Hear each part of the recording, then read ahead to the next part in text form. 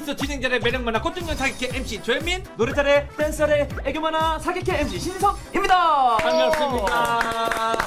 우리가 새로운 컨셉으로 돌아왔죠? 의사 기억 속의 케이스.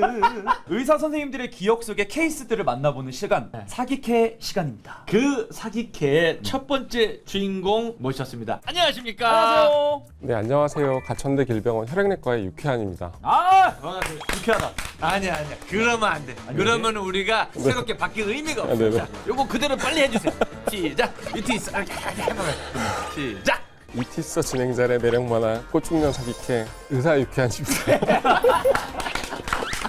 유쾌한 선생님 모셔보고 이런저런 의사들의 케이스 한번 들어볼 텐데요. 이름대로 유쾌한 케이스 한번 들어보고 싶은데요. 유쾌하고 좋은 이야기. 그렇지. 혈액암이라고 하면 생소하실 수도 있는데요. 제가 말씀드리는 혈액암은 크게 이제 급성 백혈병, 림프종, 다발골수종 이렇게 세 가지로 나눌 수 있습니다. 다른 암들이랑 비슷하게 이제 연세가 많아질수록 발생 빈도도 올라가기 마련인데요. 그런데 혈액암 같은 경우에는 10대 후반이나 20대에 생기는 그런 일부 질환들이 있어서 그런 젊은 환자분 얘기를 드리려고 하고요. 제가 말씀드리려고 하는 환자분은 호지킨 림프종으로 치료받은 20대 중반의 여자 환자분 얘기입니다. 호지킨? 호지킨. 네. 호지킨. 그게 뭡니까? 림프종은 그냥 한 가지 질환이라고 생각할 수도 있는데요. 자세히 나누기 시작하면은 100가지가 넘는 이제 세부 아형들이 있어서 대표적으로는 크게 이제 호지킨 림프종하고 비호지킨 림프종이라고 하는 크게 두 개 질환으로 나누게 되는데요.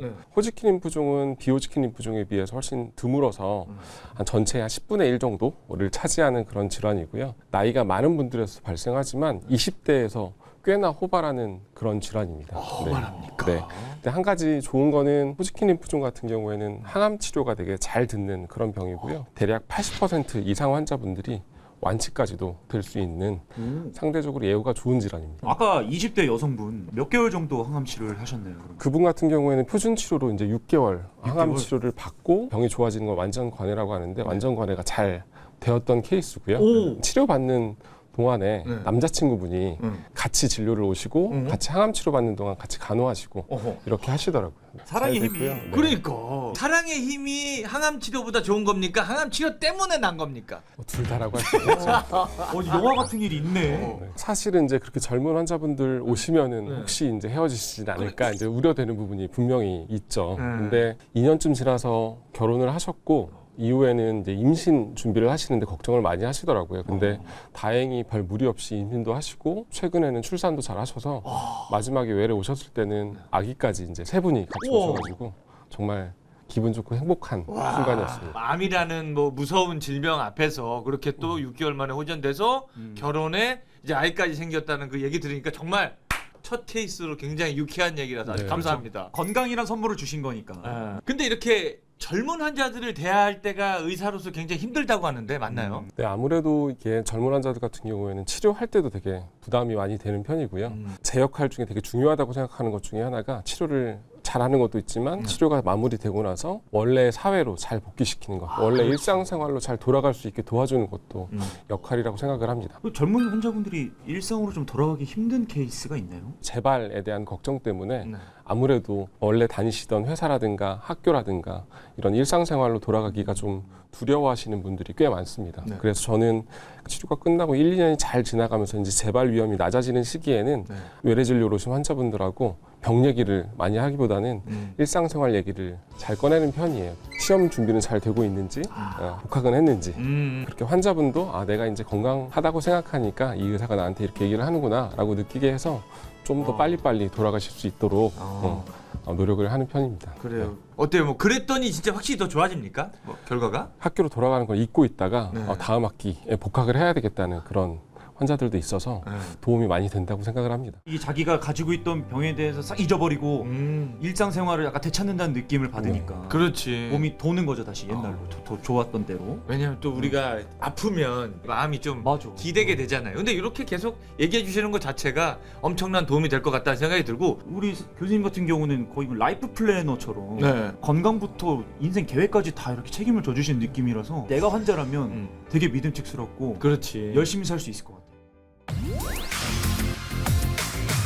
지금까지는 유쾌한 얘기를 해봤잖아요. 네. 이제 좀 어려운 얘기를 좀 해볼게요. 네. 안 좋은 케이스도 좀 있었죠? 가장 최근에 진짜 너무 안 좋았던 케이스가 두 케이스가 있어가지고 말씀을 드리려고 하는데요. 하루에 두 분 다 이제 저한테 진료를 받았던 환자분들이시고요. 한 환자분 같은 경우에는 최근 몇 주 정도 이렇게 피곤하고 이유 없이 자꾸 멍이 여러 군데 들고 열이 나가지고 이제 혈액 검사를 먼저 딱 해보니까 백혈구 숫자가 35만까지 올라 있었습니다. 35만. 원래는 어느 정도? 원래는 4천에서 10,000개가 정상이에요. 그러니까 정상보다 수십 배가 올라 있는 상태로 발견이 돼가지고 급성 백혈병이라고 생각을 할 수밖에 없고 10만 개 이상 올라가는 경우에는 이 혈액 속에 백혈병 세포들이 너무 많아지다 보니까 혈액이 쉽게 얘기하면 뻑뻑해집니다. 그래서 혈액 순환이 잘 안 되고 혈전도 많이 생기게 되고요. 특히 이제 뇌 혈류가 장애를 받아가지고 혈액 순환이 느려지면서 의식도 나빠질 수 있고요. 약한 부위가 터져서 뇌출혈이 생기는 경우도 꽤 많습니다. 그래서 그 환자 같은 경우에는 외래로 종이를 들고 오자마자 피검사, 혈액 검사를 하지도 않고 바로 응급실로 내려보냈어요. 왜냐하면 외래 오셨을 때는 의식은 괜찮으셨는데 언제든지 저게 머리에서 출혈이 될 수 있다라고 생각을 해서 바로 응급실로 내려보내드리고요. 또 이런 상황에서 저희가 해야 되는 일 중에 하나가 항암 치료로 결국 백혈병 세포들을 없애야 되는데 준비해서 들어가기까지는 시간이 걸리거든요. 그래서 저희가 응급으로 진행할 수 있는 게 백혈구 분반술이라고 하는 겁니다. 쉽게 얘기하면 이제 암세포들을 먼저 급하게 막 걷어내는 거죠. 항암 치료하기 전에. 그래서 그 환자 같은 경우에는 응급실로 가셔서 이제 백혈구 분반술 를 하려고 저희가 막 알아보고 있었는데 응급실에서 갑자기 연락이 오는 거예요. 환자분이 의식이 나빠져서 바로 모시고 와서 CT를 찍었더니 뇌출혈이 됐더라. 하하. 이미 네. 동반됐구나. 그래서 그 환자분 같은 경우에는 바로 이제 중환자실로 입원을 할 수밖에 없었고요. 다른 케이스 환자분 같은 경우에는 50대 중년 여자분이셨는데 의식이 나빠져가지고 먼저 응급실로 오셨습니다. 의식이 나빠졌다는 얘기는 쓰러지시는 거예요? 아니면 네, 환자분이 자꾸 이제 졸려하시고 불러도 대답이 없고 이런 상황이 되는 거죠. 그래서 응급실로 와서 머리 CT를 찍었더니 마찬가지로 뇌출혈이 있고요. 혈액 검사를 해봤더니 혈액 검사에서 백혈구 숫자가 이분 같은 경우 28만 개 정도까지 마찬가지로 어마어마하게 많이 올라 있었어요. 네. 급성 백혈병에 뇌출혈까지 증상이 나타나는 게 자주 있는 경우예요? 흔한 일은 아니고요. 이렇게 백혈구가 많이 올라가는 경우도 이렇게 드물고요. 하루에 이렇게 2명이 오는 경우는 저도 처음이었는데요. 보통 일반적으로는 그냥 여기저기 멍이 든다거나 열이 난다거나 빈혈 때문에 숨이 차서 내원을 하시게 되고 이런 케이스는 그렇게 많지는 않습니다. 사실은 이렇게 뇌출혈이 생기게 되면은 백혈병에 대한 치료를 진행하기가 되게 어렵습니다. 왜냐하면은 지혈이 잘 되지 않아서 뇌 수술을 하기가 어렵거든요. 그래서 두 분 다 굉장히 예후가 안 좋았던 그런 케이스입니다. 여기 혈액내과 여기 쪽 선생님들 천당과 지옥을 왔다 갔다 하시네요. 그러네. 큰 수술하시는 신경외과라든가 흉부외과 선생님들은 웃으실 수도 있는데 내과 중에서는 가장 이렇게 생과 사를 넘나드는 그런 다이나믹한 과라고 할 수 있습니다. 그렇게 얘기를 들어봤는데 이제 발전을 많이 하나요? 발전. 예를 들면 치료법 같은 게 발전을 좀 많이 하나요? 다양해졌을 것 같아요. 네, 치료 방법들이 굉장히 최근 들어서 많이 좋아지고 있어요. 그래서 최근에는 표적 치료제, 항체 치료제, 그리고 세포 치료제, 면역 치료제 이런 것들이 이제 많이 발달을 하고 있고요. 제가 이제 주로 진료하는 급성 림프모구 백혈병 같은 경우만 해도 한 5, 6년 전에는 첫 번째 항암 치료하고 조혈모세포 이식까지 마친 다음에 재발을 하는 경우에는 이게 그 다음에 쓸 수 있는 약들이 그렇게 많지 않았거든요. 일반 항암제들을 강도를 올려서 다시 치료하고 이제 이식을 했어야 되는데 최근에는 그런 표적 치료제들, 뭐 이중항체라든가 아니면 항체 약물 복합체 이렇게 이름이 긴 있어 보이는 좋은 약들이 연구가 많이 된 네네. 느낌이잖아요. 나도 육회 보이시kin 언제 친구가 신선입니다. 맨날 이러잖아. 진행자의 매력 많아 아닌데 뭐 같은 그겁니다. 예. 근데 이런 좋은 치료법이 많이 나왔는데 네. 그러면 희망이 더 있잖아요. 그렇지. 기술로 고비를 넘긴 케이스들. 네. 그런 케이스들 분명히 이제 제 환자분들 중에서도 있고요. 네. 최근에 이제 젊은 여자 환자분이신데요. 이제 이 환자분도 급성 림프모구 백혈병으로 항암 치료 잘 되고 그리고 나서 관해가 잘 돼서 조혈모세포 이식까지 받고 그리고 이제 한 9개월쯤 지난 상태였는데요. 저희가 조혈모세포 이식을 하고 나면은 정기적으로 골수 검사를 해서 혹시 재발을 하지는 않았는지 골수 안에 조혈모세포가 생착이 잘 됐는지 이런 것들을 확인을 합니다. 그래서 좀 전에 말씀드렸던 환자분 같은 경우에도 골수에 혈액을 뽑아서 저희가 현미경 슬라이드로 만들어서 현미경으로 육안으로 관찰했을 때는 백혈병 세포가 특별히 관찰되지는 않았었거든요. 예전 같으면 완전 관해가 잘 됐고 그래서 이제 2달 후에 오시라, 3달 후에 오시라 이렇게 말씀을 드렸을 것 같은 환자인데요. 최근에 이제 발전하고 있는 유전자 검사 기법을 통해서 검사했을 때는 1%가 안 되게 아주 소량이 관찰이 된 거예요. 야, 이거 유전자 검사를 안 했으면 모르고 지나가. 이런 경우 예전 같으면은 전혀 모르고 있다가 2, 3개월 뒤에 병이 확 나빠진 다음에야 발견할 수 있었던 그런 케이스일 것 같습니다. 진짜 신기술이 아니었으면 나중에 진짜 큰일 나서 오셨을 수도 근데 많이 있겠다. 안 좋아져서 발견이 됐겠죠. 발견됐잖아요. 그럼 재발된 겁니까? 네, 그러니까 혈액학적으로는 재발이 아닌데 분자학적으로는 재발이라서 이 환자 같은 경우에는 한 3개월 정도 다시 항암 치료를 해서 표적 치료제랑 항암 치료를 해서 관해가 잘 되면은 그 다음에 이제 이식을 준비해서 치료를 하게 되면은 6개월 이내로 다시 치료를 마무리할 수 있을 거라고 기대를 하고 있습니다. 이렇게 또 선생님께 뭐 케이스를 다 들어봤는데 지금도 이제 그렇게 치료를 받고 계신 분들의 얘기도 있는 거잖아요. 네. 뭐 끝까지 정말 희망을 잃지 마시고 다시 한번 유쾌한 케이스로 여기에 소개되시길 저희도 진심으로 바라겠습니다. 근데 저 약간 그 선생님만의 그 약간 외적인 노하우가 있나요? 우리 그 막 선생님들 보면은 되게 신경 쓰세요. 요즘 가정의학과 선생님들도 보면은 자기가 이제 비만 얘기를 해줘야 되잖아.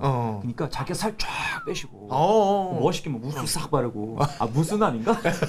아니 뭐 유전자 검사 기법도 좋지만 이렇게 일상 대화를 통해서 희망을 잃지 않는 분들도 있잖아요. 선생님만의 약간 그 외적인 그런 노하우가 있어요. 의사로서 난 딱 이래야 된다.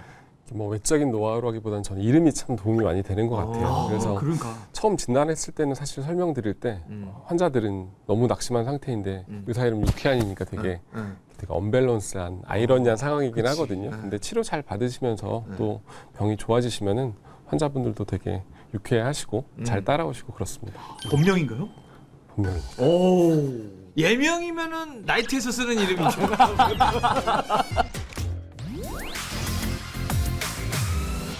꽃중년 사기캐 MC 저 조현민과 꽃소년. 이런 캐릭터가 있는데 오늘 또 유쾌한 선생님께 또 새로운 캐릭터를 저희가 부여하도록 하겠습니다. 맞습니다. 도도 선물입니다. 아이언맨 피규어입니다. 유쾌한 히어로죠. 사기캐잖아요, 사실 아이언. 그럼요. 영웅은 이제 타고나는 게 아니다. 이렇게 그렇죠. 만들어진다. 이런 의미를 담아서 선생님께 저희가 선물로 드리도록 하겠습니다. 똑같이 이렇게 한 번만 해주세요.